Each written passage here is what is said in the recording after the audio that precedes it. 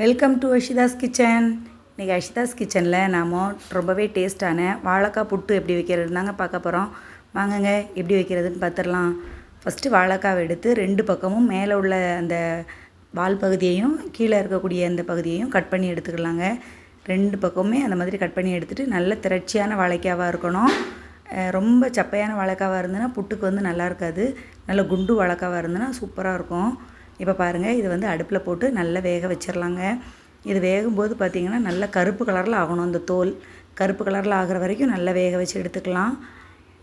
ரெண்டு பக்கமும் கருப்பு கலரில் வரணும். இப்போ ஒரு பக்கம் மட்டும் கருப்பு கலரில் வரக்கூடாது, ரெண்டு பக்கமும் நல்லா கருப்பு கலரில் வந்துடணும். அந்த அளவுக்கு நல்லா வேக வச்சு எடுத்துக்கணும். இப்போ பாருங்கள், நல்லா வெந்துருச்சு. ஒரு பக்கம் மட்டும் க்ரீனாக இருக்குது, இன்னொரு பக்கம் கருப்பாக இருக்குது. இன்னொரு 5 நிமிஷம் போல் இருக்கட்டும். நல்லா ரெண்டு பக்கமும் கருப்பாக வந்ததுக்கப்புறமா இதை வந்து எடுத்துடலாம். எடுத்துகிட்டு ஒரு 10 நிமிஷம் ஆற வச்சுட்டு அதுக்கப்புறமா அந்த மேலே இருக்க தோலெல்லாம் உரித்து எடுத்துடலாங்க. இந்த பாருங்களேன், நல்லா கருப்பாகிட்டு பார்த்திங்களா, ரெண்டு பக்கமே கருப்பாகிட்டு. அப்படி இருக்கும்போது நம்ம வந்து உரித்து எடுத்துக்கலாம். நல்லா அவிஞ்சிட்டுன்னு வைங்க, நல்லா அப்படி எடுத்து பார்க்கும்போது அமுங்கிருச்சுன்னு வைங்களேன், உங்களுக்கு சீவுறதுக்கு வராது. புட்டு அதில் வச்சு சீவ முடியாது. உருண்டு அசிங்கமாக ஒரு மாதிரியாக வரும், புட்டு மாதிரி வராது. இப்போ பாருங்கள், நல்லா வந்துருச்சு பாருங்கள், நல்லா வெந்துட்டுங்க. இப்போ எடுத்துடலாம். எடுத்துகிட்டு அடுப்பை ஆஃப் பண்ணி வச்சிடலாம். இப்போ இது வந்து கொஞ்சம் இதாகட்டும், சூடு கொஞ்சம் போகிற வரைக்கும் கொஞ்சம் ஆற விட்டுறலாம். ஆற விட்டுட்டு அப்புறம் ஒரு 5 நிமிஷம் கழித்து நம்ம உரித்து எடுத்துக்கலாம். இப்போ நல்லா ஆறிடுச்சு பாருங்கங்க. இப்போ அதை நல்லா உரித்து எடுத்துக்கலாம். இந்த பாருங்கள், இந்த மாதிரி உரித்து எடுத்துக்கலாம். உரித்த உடனே அப்படியே வந்து தோல் தன்னால் கலண்டு வந்துடும். இது பார்த்திங்களா, ஒட்டவே ஒட்டாது. ஒட்டாமல் அப்படி கலண்டு தனியாக வந்துடும். நான் வந்து ஒரு கையில் உரிக்கிறதுனால எனக்கு இப்படி தெரியுதுங்க. ரெண்டு கையும் வச்சு உரித்தோன்னா அந்த கீழெல்லாம் அந்த இதே வராது. நான் வந்து இந்த இதில் மொபைல் ஃபோன் வச்சுருக்கிறதுனால எனக்கு வந்து இது உரிக்க முடியலைங்க. இந்த இருக்குது பாருங்கள், இந்த மாதிரி நல்லா ரெண்டுத்தையுமே ரெண்டு பக்கமும் நல்லா உரித்து எடுத்துடணும். நீங்கள் உரித்து எடுத்துட்டு அதுக்கப்புறமா நம்ம அந்த இது புட்டு சீவுறதில் வச்சு சீவி எடுத்துட்டா போதும். இப்போ நல்லா உரித்து எடுத்துடலாம். இந்த ரெண்டு பக்கமே உரித்து எடுத்துடலாம். இப்போ பாருங்கள், இதிலலாம் நல்லா போயிட்டு நல்லா அந்த வெளியில் இருக்கக்கூடிய தோல்லாம் நல்லா வந்துருச்சு பாருங்கள். இதுலேயும் கலண்டு வந்துருச்சு, அந்த சைடுமே வந்துருச்சு, நல்லா வந்துருச்சு பாருங்கள். இப்போ அதே மாதிரி 3 வாழைக்காயுமே நம்ம உரித்து எடுத்துக்கலாம். இப்போ ஒரு வாழைக்காய் உரித்து எடுத்துட்டேன். இப்போ அடுத்தது உரித்து எடுத்துகிட்ருக்கேன். இந்த மாதிரி உரித்து எடுத்துக்கலாம். இந்த பாருங்கள், தோல் எப்படி தனியாக கலண்டுட்டு வருது பாருங்கள். இந்த மாதிரி வந்துடணுங்க. வந்து உரித்து எடுத்துக்கலாம். இப்போ வந்து உரிச்சாச்சு.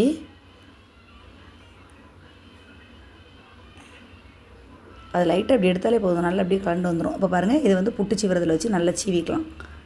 நல்லா இந்த மாதிரி சீவி எடுத்து வச்சுக்கோங்க. 3 வாழைக்காயுமே சீவி எடுத்து வச்சுக்கலாம். பாருங்கள், நல்லா புட்டு சீவுறதில் வச்சு சீவியாச்சு. இந்த பாருங்கள், நல்ல உதிரியாக எப்படி இருக்குன்னு பாருங்களேன். நல்ல பொலன்னு இருக்கும் பாருங்கள். இந்த இருங்க, நல்ல பொலன்னு இருக்குது பார்த்திங்களா. இந்த மாதிரி இருக்கணும்.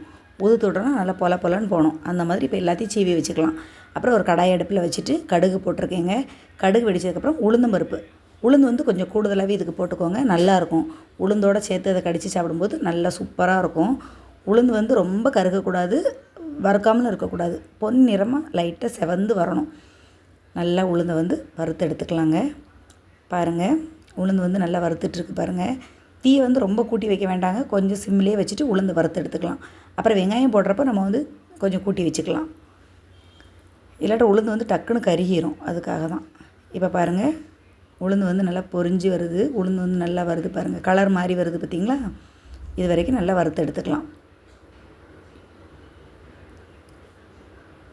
இப்போ இந்த அளவுக்கு கலர் மாதிரி கிடச்சிருக்கு நமக்கு. இது கரெக்டான கலர். இந்த பார்த்திங்களா, கருகவும் இல்லை, ரொம்ப வந்து வறுக்காமலும் இல்லை. இந்த அளவு வரும்போது நம்ம வெங்காயத்தை இதில் ஆட் பண்ணிக்கலாம். நான் வந்து ஒரு பல்லாரி வெங்காயமும் ஒரு பச்சை மிளகாவும் கட் பண்ணி வச்சுருக்கேன். இப்போ அதை வந்து நான் சேர்த்துருக்கேன். வெங்காயத்தையும் பச்சை மிளகாவையும் நல்லா வதக்கி எடுத்துக்கலாம். நல்லா வதக்கிக்கலாம் பாருங்கள். உளுந்து வந்து கருகாத அளவுக்கு நல்ல கரெக்டான பதமாக வறுத்துருக்கு. இப்போது வெங்காயம் வந்து கொஞ்சம் நல்லாவே வதங்கிக்கிடட்டும். நம்ம பொரியலுக்கெல்லாம் வதக்குவோம்ல, அந்த அளவுக்கு வதக்கி எடுத்துக்கோங்க. வெங்காயத்தை ரொம்ப வதங்கக்கூடாது, வதங்காமலும் இருக்கக்கூடாது, அந்த அளவு வதக்கி எடுத்துக்கலாம். இப்போ நல்லா வதங்கிட்டுருக்கு. இப்போ தேவையான அளவு உப்பு போட்டுக்கலாங்க. வெங்காயம் வதங்கிறதுக்கு தேவையான அளவு உப்பு போட்டிருக்கோம். நம்ம இன்னும் வாழைக்காய்க்கு உப்பு போடலை, இது வெங்காயத்துக்கு மட்டும்தான் உப்பு போட்டிருக்கோம். இந்த அளவு போட்டு நல்லா வதக்கி எடுத்துக்கலாம். இப்போ இது வந்து வெங்காயம் ஓரளவு வதங்கிருச்சு பார்த்தீங்களா? இப்போ நாம் வந்து சீவி வச்சுருக்கிற வாழைக்காவை எடுத்து அதில் போட்டுக்கலாம். நல்லா பொல பொலன்னு இருக்குது பார்த்தீங்களாங்க? இப்போ இதை வந்து அதில் எடுத்து போட்டுக்கலாம். நல்லா ஒயிட்டு கலரில் இருக்குங்க இந்த புட்டு வந்து. தேங்காயும் தெரியாது, வாழைக்காவும் தெரியாது. அந்தளவு நல்லா ஒயிட்டு கலரில் இருக்கும். ரொம்ப போட்டு நீங்கள் வந்து கிண்டி இது பண்ணிடக்கூடாது. ஏற்கனவே வெந்த வாழைக்காய் தானே, அதனால் ரொம்ப போட்டு கிண்டி இது பண்ணக்கூடாது. கொஞ்சமாக இந்த மாதிரி கிண்டி விட்டுக்கோங்க. லைட்டாக அந்த அளவுக்கு கிண்டி விட்டுக்கோங்க. பார்த்தீங்களா? கிண்டி விட்டாச்சுங்க. நல்லா கிண்டி விட்டுருக்கேன். இப்போ இந்த வாழைக்காய்க்கு தேவையான அளவு உப்பு போட்டுக்கலாம்.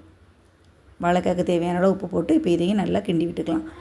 நல்லா நரிச்சு அந்த பருப்பு வந்து கடிப்படும்போது நல்லா இருக்குங்க இந்த புட்டுக்கு. இப்போ பாருங்கள், போட்டு நல்லா கிண்டியாச்சு. நல்லா பொல பொலன்னு தான் இருக்குது. இது ரொம்ப வெந்துருச்சுன்னா ஒரு மாதிரி இதாயிரும். அதனால் இந்த அளவு நீங்கள் வந்து இது பண்ணாலே போதும். கொஞ்சம் நேரம் ஒரு 5 நிமிஷம் போல் நீங்கள் வந்து கிண்டி விட்டிங்கன்னா அதுவே போதும் நமக்கு. பாருங்கள், நல்லா கிண்டி விட்டாச்சு. நல்லா மிக்ஸ் பண்ணி விட்டுட்டோம். இப்போ நாம் வந்து தேங்காய் வந்து பூவாக துருவி வச்சுக்கலாம். தேங்காய் பூவை வந்து இதோட போட்டு நல்லா மிக்ஸ் பண்ணி விட்டுக்கலாங்க. இப்போ நான் துருவி வச்சுருக்கிற தேங்காய் பூவை வந்து இதோட ஆட் பண்ணியிருக்கேன். ஒரு 1/4 மூடி போல் தேங்காய் துருவி வச்சுருக்கேன். அதை வந்து இதோட சேர்த்துக்கலாம். சேர்த்துட்டு இப்போ இதையும் நல்லா மிக்ஸ் பண்ணி விட்டுக்கலாங்க. தேங்காயையும் நம்ம வாழைக்காவையும் ஒன்று போல் மிக்ஸ் பண்ணி விட்டுக்கலாம். இந்த பாருங்கள், நல்லா மிக்ஸ் ஆகிட்டுருக்கு பார்த்தீங்களா? இந்த அளவு நல்லா மிக்ஸ் பண்ணி விட்டுருங்க. சூப்பராக மிக்ஸ் ஆகிட்டு பாருங்கள். இது வந்து ரொம்ப நல்லா இருக்குங்க. சாம்பார் சாதத்துக்கு நீங்கள் வச்சு சாப்பிட்லாம், காரக்குழம்புக்கு வச்சு சாப்பிட்லாம். என்ன காரமான நீங்கள் குழம்புலாம் வைக்கிறீங்களோ அதுக்கு இது சைட் டிஷ்ஷாக வச்சு சாப்பிட்டுக்கலாம். பிள்ளைங்க கூட நல்லா விரும்பி சாப்பிடுவாங்கங்க. இப்போ இதில் வந்து கேஸ் ட்ரபிள் நினைக்கிறவங்க என்ன பண்ணலான்னா, இந்த இறக்கக்கூடியதுக்கு ஒரு 5 நிமிஷத்துக்கு முன்னாடி 2 பூண்டை வந்து நல்லா தட்டி அதில் போட்டுட்டு நீங்கள் இறக்கிடலாங்க. அதோட வாசனை வந்து கொஞ்சம் வேறு மாதிரி இருக்கும். இது வந்து கொஞ்சம் வேறு மாதிரி இருக்கும். வெறுமனவே சாப்பிட்ருவாங்கங்க பிள்ளைங்க. நம்ம இப்படி கொடுத்தோன்னா சாப்பாடுக்கு கூட இல்லை, வெறுமனே கூட சாப்பிட்ருவாங்க. ரொம்ப நல்லாயிருக்கும். அவ்வளோதாங்க, நம்மளோட வாழைக்காய் புட்டு சூப்பராக ரெடி ஆயிருச்சுங்க. இதை வந்து நீங்கள் சாப்பிட்டு பார்த்துட்டு எப்படி இருக்குங்கிறத வந்து கமெண்ட்டில் சொல்லுங்கள் ஃப்ரெண்ட்ஸ். மறக்காமல் சப்ஸ்கிரைப் பண்ணிடுங்க. இன்னொரு சமையலில் பார்க்கலாங்க. பாய்ங்க.